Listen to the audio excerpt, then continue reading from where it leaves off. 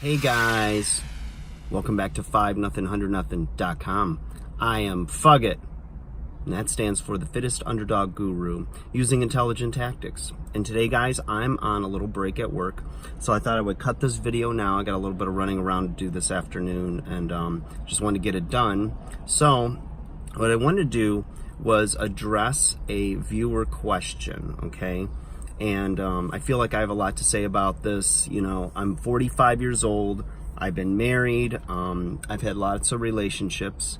And so I've gone through, you know, the good and the bad, the ugly of this stuff. It always bothers me when I see somebody who is like 22, 23, 18, 19, whatever, and they're giving advice on breakups and like how to handle you know, cheats. And I always think it's really funny. I'm like, you haven't lived long enough to know how you'd handle things, because what you'd how you would handle it in your teens, 20s, or sometimes even 30s is different than how you handle it with a little bit more experience on your side. So I apologize if there's noises in the background, but I think it's beautiful outside, so I thought I'd just do it out here, okay?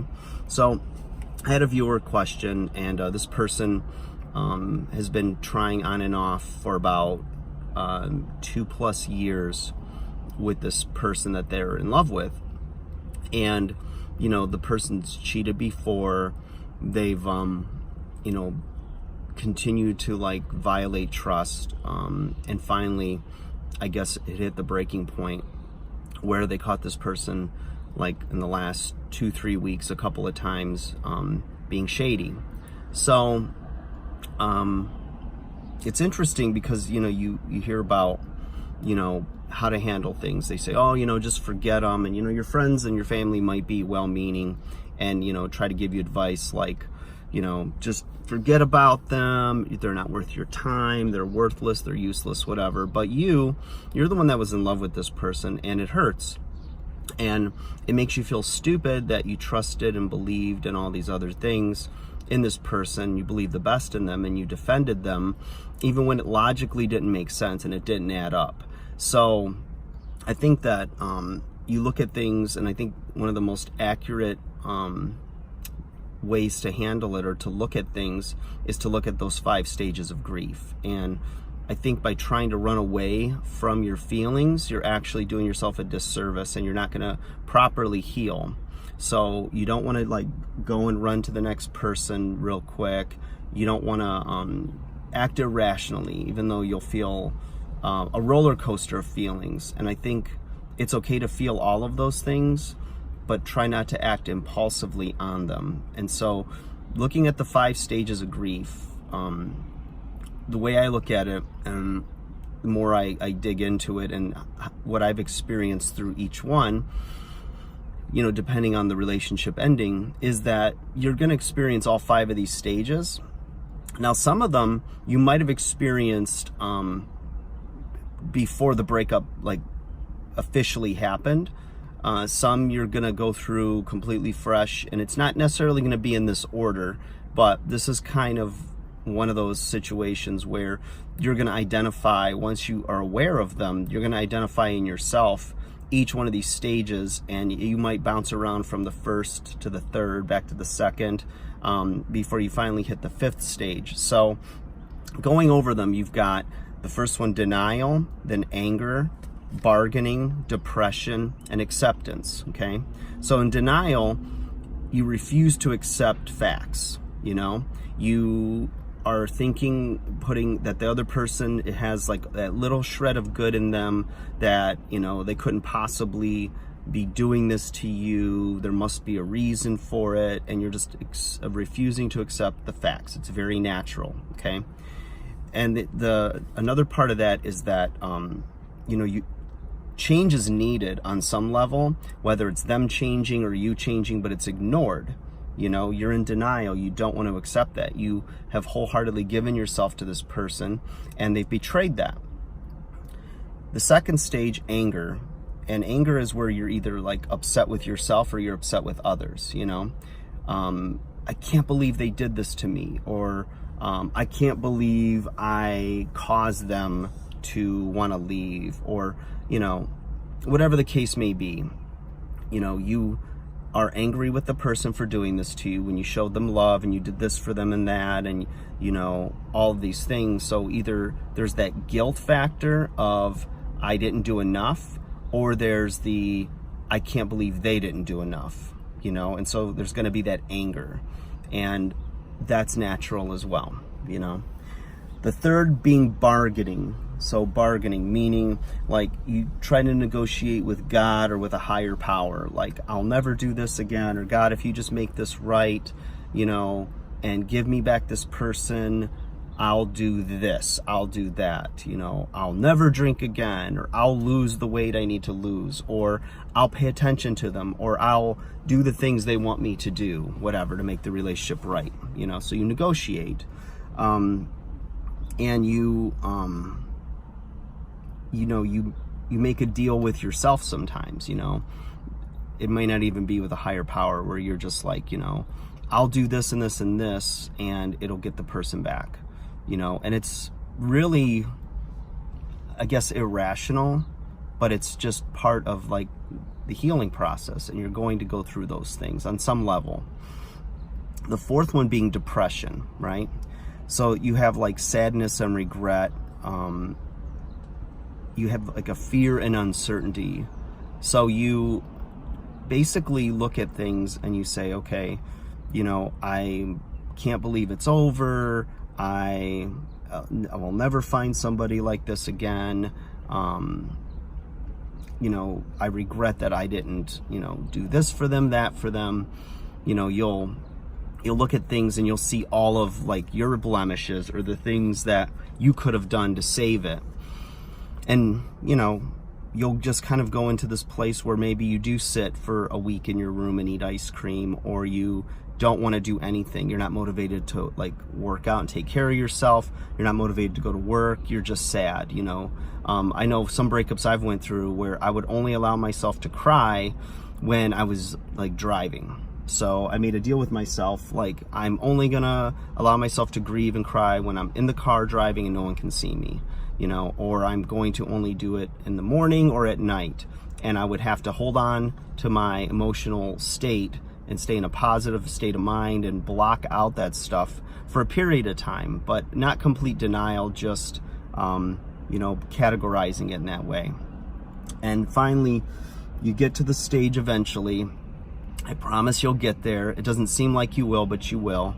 But of acceptance, where you just finally, you stop struggling to resist it. You accept it. You just see that it is the way it is. And you become okay with it, I guess you call it like being emotionally detached, where you can see it now through a logical lens. It's not that you're necessarily ever like completely over when you're in acceptance phase or cycle, because you still might go back and feel like pieces of the other stages. And that's why I say it's not, progression, where it doesn't just, you go from one stage to the next. Sometimes you do. There are relationships that ended that I know I went through those, where it just seemed like it went right through the 5 stages, just like that. And the timeline of each time, you go through a breakup, or, one of these, unfortunate life situations that we all go through, they're all going to be a little bit different. Some are going to take longer. I know it's not, I don't know if there's necessarily a correlation with the length of the relationship, or if it's like, if it was 5 years, it's going to take you a year, or if it's like 10 years, it's going to take you 2 years, or any of that stuff. I really don't know. I think a lot of it has to do also with your own journey and where you are in life, and where you are emotionally, where you are with, family support, friend support, what you've been through. I mean, it all kind of correlates. It has a bearing on you. It has some effect, for better or worse, but it is what it is. The good news is you're not alone, that most, if not all of us, go through it. And at some point in time, you'll be able to look back at the relationship and you'll see the good and the bad, Hopefully you'll learn from it and not repeat mistakes and get into a cycle of attracting the same type of people. And the biggest thing, which if this is like a fresh thing for you, you're not going to see it yet, but what is it in you that needs to change or can grow? How can you be your best you? How can you improve yourself so that whenever a person that is worthy of your time and your attention and your heart comes along, are you going to be ready to accept that kind of love? You don't want to backslide into like a worse version of yourself. People think, well, you have karma, it goes around, comes around, and that's all well and good, and that could happen. But I think the most emotionally healthy thing you can do is to focus on your personal growth. I'm not saying don't go on a couple of dates and see what's out there. Those first couple times you go out with somebody other than somebody that you've been in a relationship with, it's very challenging because it feels like a glove that doesn't fit, like OJ. Bad joke. Oh, by the way, my eyes are like, it looks like I've been crying. I'm not going through a breakup. I'm just fine. So let's clear the air there. But it's really just, this is allergy stuff, but I need to get some more stuff for that. Better allergy meds. Staying on point. So anyways, to the viewer, I empathize with you. I just want to encourage you that you will overcome this. You will be better than this.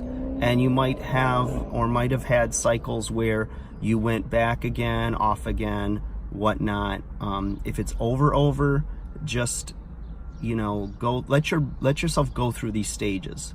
It's okay to cry, it's okay to be mad, it's all right that you denied the reality of things, or maybe it was just hope. You've got a lot of traits in you. If you continue to give a person a chance over and over and they messed it up, that's not on you. You were just loving and trusting, and you did your very best up to that point. But hopefully now you learn to trust again. You'll learn to love again. You'll be better for this. It does not feel like it early. It definitely does not feel like it early. You feel like you're going to die, and you're not going to die. You're going to be okay. It's just another person. We're all imperfect. We all make mistakes. And sometimes you can't see that there was somebody better for you until you get away from somebody who wasn't. And love takes time, healing takes time. You'll go from being completely knocked down for the count to crawling again, to limping again, to walking again, to running again. And it's a process, and it takes time. So allow yourself to go through.